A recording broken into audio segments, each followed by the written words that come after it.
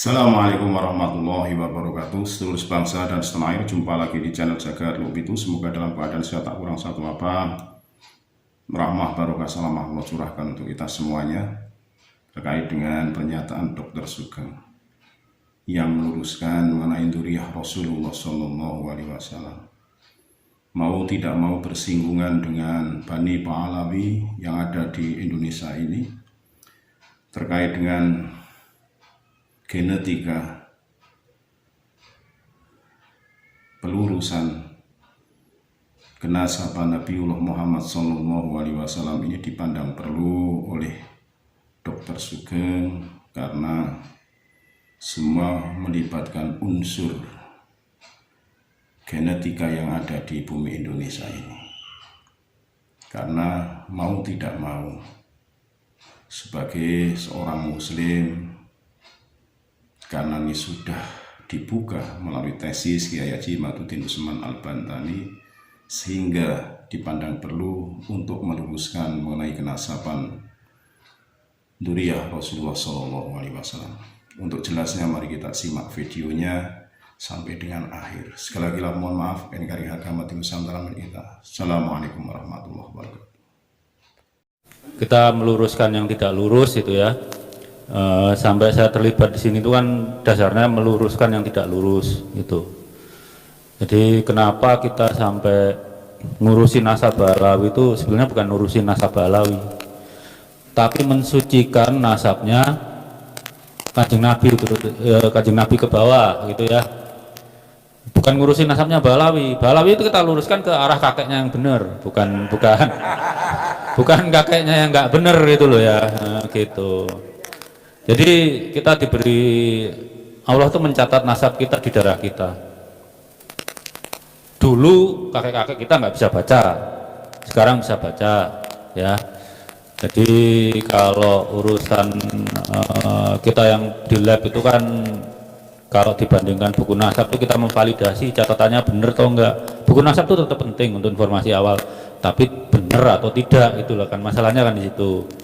Jadi dalam hal urusan DNA itu kita ngerjakan tuh karena apa? Kita cinta kepada Rasulullah, kita cinta keluarganya. Bukti sejarahnya bahwa Fatimah itu suaminya cuma satu, Sayyidah Fatimah cuma satu. Karena suaminya Sayyidah Fatimah cuma satu, otomatis karena kromosom Y itu tidak berekombinan dengan pihak nenek, itu lurus ke bawah harus sama dengan kakeknya. Itu yang dikatakan haplogrup itu penanda. Jadi kalau udah macem-macem itu pasti ada yang salah. Karena suaminya Sayyidah Fatimah kan cuma satu, harusnya haplogrupnya sama dong dengan kakeknya. Kenapa bisa beda-beda? Itulah yang kita luruskan. Kalau saya kewajibannya akan menyampaikan. Kalau sudah saya sampaikan, mereka terima atau enggak terserah, itu dosa-dosa mereka. Yang penting itu menyampaikan gitu, ya kan? Enggak bisa dipaksa gitu. Kecuali kalau mengklaimnya keturunan jalur lain, bukan jalur laki-laki, itu susah membuktinya. Tapi kalau udah mengklaimnya jalur laki-laki itu mudah sekali membuktikannya, karena pembandingnya banyak. Seperti Bani Zaidiyah itu kan tercatat rapi. Ada lagi dari sisi Yahudi. Yahudi kan Bani Ishaq sama Bani Ismail kan sepupu. Kalau seseorang keturunan Sayyidina Ali, pasti ada yang sama dengan Bani Ishaq. Yahudi asli itu loh, bukan Yahudi KW. Yahudi ada dua, asli sama KW itu. Itu harus dibuktikan gitu. Jadi kalau saya, Mas Kyai Fuad atau Gus Fakih melakukan seperti ini karena kita itu mencintai Rasulullah, mencintai kehormatan keluarganya, mencintai kesucian perkawinan Sayyidah Fatimah dan Imam Ali. Walaupun sudah 1400 tahun kemudian kan ya harus kita kesuciannya jangan ternoda gitu. Kalau dihitung matematika ya mungkin kita semua ini keturunan Rasulullah, karena udah 1400 tahun semua cucunya punya keturunan seingat saya ya. Umamah itu punya anak 3, 1 berketurunan.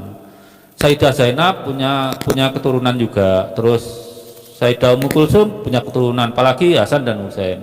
Tapi yang tercatat kan jalur laki-laki aja beberapa. Yang lainnya nggak tercatat tuh kawin mawin. Kalau Anda kalikan tiap generasi aja lipat 2, itu seluruh umat Islam udah kemungkinan besar keturunan Rasulullah, cuma nggak bisa membuktikan karena alatnya sampai sekarang belum ada. Nanti kalau semua orang tes DNA mungkin ketemu, tapi lah sekitar 1,8 miliar orang masing-masing setor 7 juta ya susah. Makanya jalur laki-laki yang mudah dalam hal ini Ba'alawiyan mengklaim jalur laki-laki dan klaimnya gagal. Nggak usah lihat ketemu atau enggak, itu klaimnya gagal karena mereka nggak ada miripnya dengan Yahudi Kohanim, juga nggak ada, apalagi dengan yang paling kuat mana, Bani Saidiyah ya, itu juga nggak ada ketemunya. Kakek bersamanya itu nggak 1400 tahun yang lalu. Makanya sepanjang apapun kalau jalur laki-laki sampai ketemu ya Adam itu masih ketemu.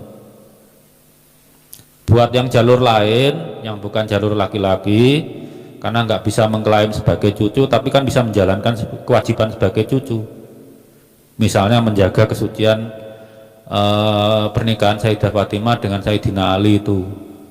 Kalau yang jadi ada parasitnya kita bersihkan, kita kasih obat parasit gitu. Parasit tambul ya.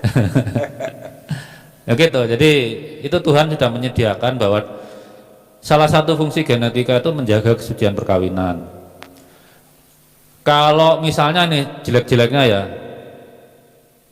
istri kita diselingkuhi, kalau selingkuhnya adik kita kan nggak ketahuan, kromosom Y-nya sama, bapaknya sama, tapi pakai autosomal DNA ketahuan.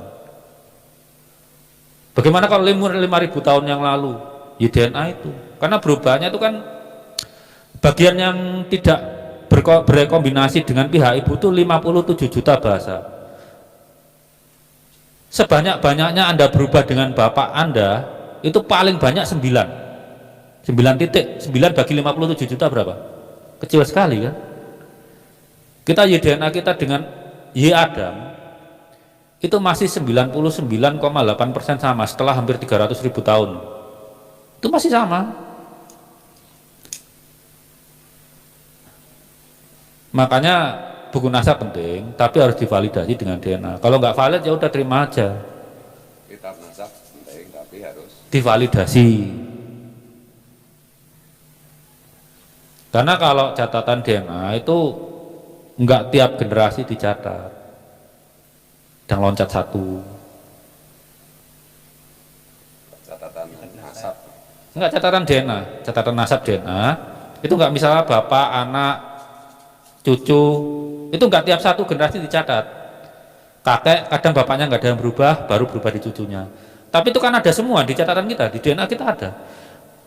Kalau SNP itu sekali dicatat 1 miliar tahun lagi nggak berubah. Kalau STR itu ada yang 800 tahun berubah, ada yang 8.000 tahun baru berubah. Itu lajunya sendiri-sendiri. Makanya genetika itu harus tetap ada matematikanya, ada statistiknya. Tapi itu bisa membuktikan itu. Jadi sekali tercatat di darah kita nggak bisa dihapus. Dan berapa jumlah sel kita? Kalau Anda dewasa itu sekitar 30 miliar. Mau ngapus 3 miliar itu kan sama dengan 3 miliar salinan buku. Ngubahnya bagaimana? Nggak ada kan? Nggak ada yang bisa ngubah. Allah sendiri itu yang mencatat. Kalau Ba'alawi itu misalnya bukan saya batalkan tuh, saya luruskan. Lain cerita batal itu kan berarti putus. Saya luruskan kakekmu harusnya ini loh. Itu. Bukan Ali kan? Bukan, ya mungkin Ali kakeknya tapi bukan dari laki-laki. Masih mungkin karena sebagai muslim masih mungkin. Tapi kalau jalur laki-laki udah nggak mungkin. Mereka udah nggak ada dengan bedanya dengan Bani Kohanim itu sekitar 48.500 tahun lalu kakek bersamanya. Imam Ali kan baru 1.400. Itu bisa dihitung kakek bersamanya itu dengan catatan ada yang ada di darah mereka. Nah buat bapak-bapak mungkin yang punya putra putri ya suruh belajar, nggak hanya agama aja. Kita kan muslim tuh ada 2 ayat ya. Ayat yang tersurat dan tersirat itu saya bilang itu kita pelajari. Kalau dari dulu bangsa Indonesia kuat ini ya nggak mungkin kita sampai kena masalah Ba'alawi terus langsung percaya. Semua itu kan harus dikonfirmasi secara sains itu. Saya nggak bisa karena saya bukan tukang khotbah, jadi kalau bicara agak tidak beraturan. Kalau mau tanya jawab ya silahkan. Oh ya. Nanti suatu saat mungkin perkara ini selesai. Kalau udah mungkin tes DNA murah. Tes DNA itu tahun 2000-an tuh masih sekitar 1,5 miliar per orang gitu ya. Makanya dulu penandanya dikit-dikit banget. Waktu studi DNA Yahudi itu cuma pakai 6 penanda. Kemudian 2009 itu udah 12. Waktu itu harganya masih $10.000 per orang tuh. Sekarang $350 udah bisa. Mungkin yang punya cucu nanti tes udah $50-an. Kalau udah kayak gitu orang nggak mungkin menyembunyikan nasabnya. Atau negara harusnya menyediakan itu untuk melayani rakyat masyarakat lebih tepat dari segi kesehatan, dari segi apa mungkin. Bisa, insya Allah, asal semua orang mau bayar pajak ya. Nah itu. Kalau di Cina orang nggak bisa nyembunyiin nasab loh. Semua laki-laki udah didata loh DNA-nya. Sekitar 700 juta laki-laki Cina itu didata. Jadi mereka nggak bisa merkosa orang terus hamil terus nggak ketahuan, nggak bisa. Udah pasti ketahuan. Bisa ngaku keturunan Nabi ya? Oh, nggak bisa. Di Cina itu bukan nggak ada Sayyidnya. Cheng Ho itu kan Sayyid tuh. Tapi ya nggak ada yang ngaku-ngaku keturunan Nabi. Semua orang setara di Cina tuh, mau keturunan Genghis Khan kayak keturunan Nabi Muhammad, keturunan Nabi Darun. Kalau di Cina setara, semua kewajibannya terhadap negara sama.